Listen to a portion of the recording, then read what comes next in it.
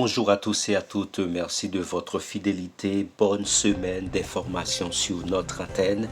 Au cours de ce week-end, disons mieux au cours de la semaine dernière et ce week-end encore, nous avons reçu beaucoup de messages de la part de nos frères haïtiens qui ne cessent de nous questionner concernant est-ce qu'il y aura un quelconque programme spécial pour les Haïtiens au Canada comme a fait les États-Unis. Nous savons très bien que nos frères haïtiens sont en train de vivre une situation assez délicate depuis après la mort du président haïtien Jovenel Moïse. C'est le chaos si les bandits armés qui prennent le dessus. Donc le gouvernement n'arrive pas à faire face à ces situations en dépit de la demande du Premier ministre Ariel Henry à faire venir des troupes étrangères en Haïti. Le Canada ne s'est pas décidé, les Américains de leur côté non plus n'arrivent pas à s'entendre concernant l'envoi d'une force militaire en Haïti. Donc nous comprenons très bien pourquoi nos frères haïtiens ne cessent de nous questionner afin de voir s'ils peuvent rejoindre les membres de leur famille ici au Canada. Donc beaucoup de questions. Est-ce que le Canada va ouvrir une opportunité pour nos frères haïtiens? Est-ce que le Canada va ouvrir un quelconque programme pour nos frères haïtiens? Donc cette question, jusqu'à présent, nous n'avons pas une réponse assez exacte pour vous dire, mais ce que nous savons très bien, et le Canada, c'est un pays qui est toujours prêt à recevoir les immigrants, surtout ceux-là qui font face à des problèmes, à je dirais, à des persécutions, à des moments difficiles, comme par exemple les Ukrainiens qui ne cessent de vivre des moments noirs, les Iraniens également. Il y a un programme qui vient d'être établi pour les Iraniens il y a quelques jours de cela, et pour les Ukrainiens, on reçoit encore les demandes et c'est facile pour les Ukrainiens de rentrer au Canada et les Iraniens également. Nous croyons fortement que le Canada va pencher sur la situation d'Haïti, et nous nous rappelons en 2021 il y a eu un programme spécial où à peu près 6000 Haïtiens étaient venus retrouver les membres de leur famille. C'était un programme où Emmanuel Dubourg, député fédéral sortant de Bourassa, Franz Benjamin, député provincial de Vio, opposition, et Nadine Giraud, ministre québécoise de l'immigration, tous les trois d'origine haïtienne. À l'instar de 2010, Québec ou Ottawa auraient pu mettre sur pied un programme spécial d'immigration qui permettrait à des Haïtiens de faire venir leurs frères et sœurs au Canada à la suite du tremblement de terre du 14 août dernier qui a ravagé au moins 3 provinces d'Haïti. Une cellule de crise créée à la suite de la catastrophe vient de rencontrer cette semaine Nadine Giraud, la ministre québécoise de l'immigration d'origine haïtienne, pour lui faire cette demande parmi une autre. Elle a accueilli cela, mais elle nous a dit qu'il y a une analyse qui va être faite par rapport à ça, rapporte le député de Vio, Franz Benjamin, qui fait partie de cette cellule.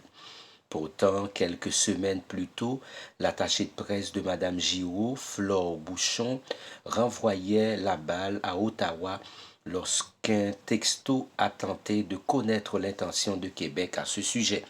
Le parrainage et les programmes spéciaux humanitaires sont de responsabilité du gouvernement fédéral, avait-elle affirmé au journal par courriel.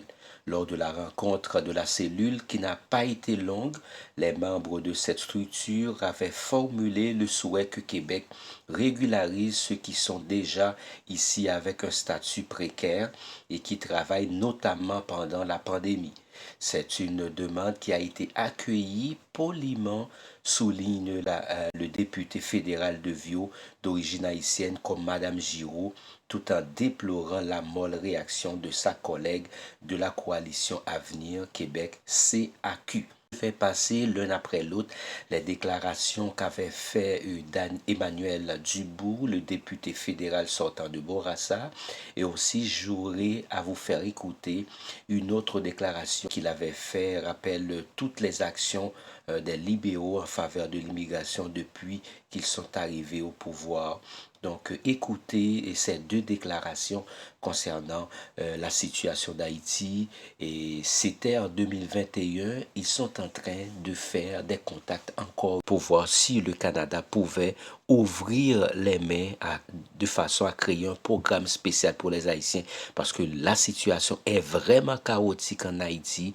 Les Haïtiens ne peuvent plus supporter les gangs armés qui créent la pagaille dans le pays. Donc, est-ce que on va mettre sur pied ce programme? Nous sommes en train de suivre pour vous cette situation. Nous sommes en train de suivre. Est-ce que le Canada va mettre sur pied un nouveau programme d'accueil pour les Haïtiens, surtout ceux-là qui vivent des moments noirs après la mort du président Jovenel Moïse? Aujourd'hui encore, il n'y a pas d'aller mieux. Donc le peuple est dans une situation vraiment exceptionnelle qui demande un comportement spécial, qui demande un programme spécial. Écoutons tout d'abord les déclarations de Emmanuel Dubout et puis on vous dira de quoi il en est. J'ai eu des discussions avec le ministre de l'Immigration, nous avons eu des échanges, mais aujourd'hui, ce que je vous dis, c'est que le premier ministre du Canada, le ministre des Affaires étrangères, le ministre de l'Immigration, ils sont tous ouverts à aider Haïti de toutes les façons possibles. Donc, comme je l'ai dit, c'est une compétence partagée. Donc, après, les discussions vont se poursuivre, tant avec Québec, avec mes homologues, mes collègues à Ottawa, de façon à voir. Mais pour l'instant, encore aujourd'hui, on est dans une situation d'urgence en Haïti. Il y a des gens qui dorment encore à la belle étoile. Donc, nous avons fait des investissements. Des organisations ou bien des entreprises ont décidé d'emboîter le pas. En particulier, Manus Poirier, qui a fait un don à la fondation Haïti Partage. Et en même temps, ils ont acheté des génératrices pour envoyer aussi dans le sud du pays en Haïti. Et vous le savez, à chaque fois qu'il y a une situation de ce genre, que ce soit, comme je l'ai dit, après le tremblement de terre en Haïti, que ce soit lors des renvois que les conservateurs voulaient faire, et là, récemment, avec les anges gardiens, mais c'est les libéraux qui posent des actions. On est en temps d'élection et le 21, vous allez vous pencher sérieusement sur ce dossier-là, ce programme spécial-là, pour savoir est-ce que Québec va embarquer avec vous ou pas. Mais bon, il y en a qui disent que sans Québec, vous auriez pu avancer. Et il y en a qui disent que sans Ottawa, Québec aurait pu avancer aussi. Donc, la question est coincée quelque part. Mais Monsieur Goudou, vous vous rappelez qu'en 2010, alors que j'étais au provincial, eh bien, le Québec, on l'avait fait tout seul. De dire, permettre à 6 000 Haïtiens de venir retrouver leur famille ici. Absolument. Le Québec, voilà. Donc, c'est une façon de dire qu'aujourd'hui, le Québec peut le refaire parce que le Québec l'avait fait une première fois. Non, je fais juste mettre les choses au clair pour dire que c'est une compétence partagée. D'accord. Donc, vous êtes d'accord avec moi que Ottawa aurait pu le faire seul, tout comme Québec aurait pu le faire seul aussi. Entendu, oui. Voilà. Dans le champ de l'immigration, nous avons demandé, à l'instar du gouvernement du Québec en 2010, lors du séisme, qui avait mis en place un programme spécial qui a permis de faire venir plus de 6 000 Haïtiens, oui. Exactement. Un tel programme pouvait être, une telle demande ne lui a été faite. En fait, de faire l'analyse de l'opportunité de ça. Oui. Et puis, juste avant de passer à la deuxième recommandation, je ronge mes freins là pour vous poser la question. Quelle a été sa réaction? Elle a accueilli ça, mais elle nous a dit, écoutez, qu'il y a une analyse qui va être faite, donc, de cette demande. Donc, on sera en attente des nouvelles par rapport à cela. Ensuite, l'autre demande qui a été faite aussi, c'est notamment la demande de régularisation du statut des membres de la communauté haïtienne qui sont ici, mais qui sont à statut irrégulier et précaire. Donc, alors, on a demandé de pouvoir régulariser ça. C'est une demande qui a été accueillie poliment, mais qui a été entendue pour là encore. On nous a dit bon, il y a une analyse qui va être faite par rapport à cette demande aussi.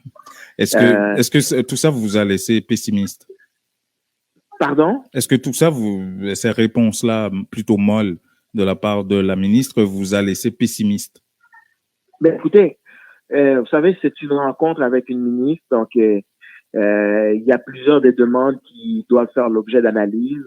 C'est sûr que nous aurions aimé évidemment des réponses plus fermes, oui. Des réponses plus fermes et plus engagées de sa part. Mais dans les circonstances, la cellule a convenu lors de sa rencontre d'hier soir d'ailleurs d'être bon joueur, et c'est-à-dire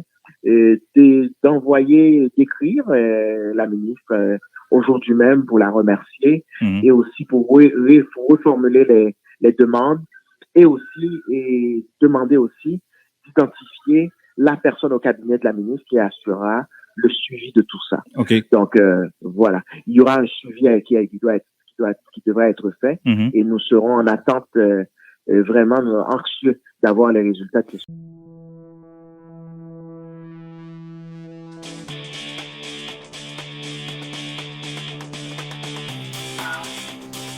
Vous avez écouté les déclarations d'Emmanuel Dubourg. Donc, on va essayer de suivre cette situation pour vous. Mais entre-temps, je vous invite à partager cette vidéo afin que d'autres personnes puissent se mêler dans cette situation. Parce que autant que nous partageons cette vidéo, autant d'autres personnes vont se sentir concernées de façon à ce que le Canada puisse faire quelque chose comme les États-Unis à faire venir des Haïtiens. Partagez cette vidéo avec tous vos contacts et n'oubliez pas, laisser des commentaires montrant la situation chaotique, montrant comment que cela est difficile pour nos frères haïtiens, et comme ça le Canada sans doute va pencher sur quelque chose de neuf afin que nos frères haïtiens puissent rentrer, retrouver les membres de la famille comme les Ukrainiens, comme nos frères ukrainiens, comme nos frères iraniens et comme toute autre personne qui se trouvant dans une situation difficile politiquement. Donc c'est important, frères et sœurs haïtiens, ukrainiens et iraniens, de partager cette vidéo avec tous vos contacts et puis laisser des commentaires montrant comment la situation est terrible pour nos frères haïtiens. Excellente semaine de formation sur notre antenne, excellente journée, à bientôt. Et s'il y a quelque chose, si nous recevons quelque chose concernant ce programme, nous nous ferons le devoir de publier une nouvelle vidéo. Bonne journée.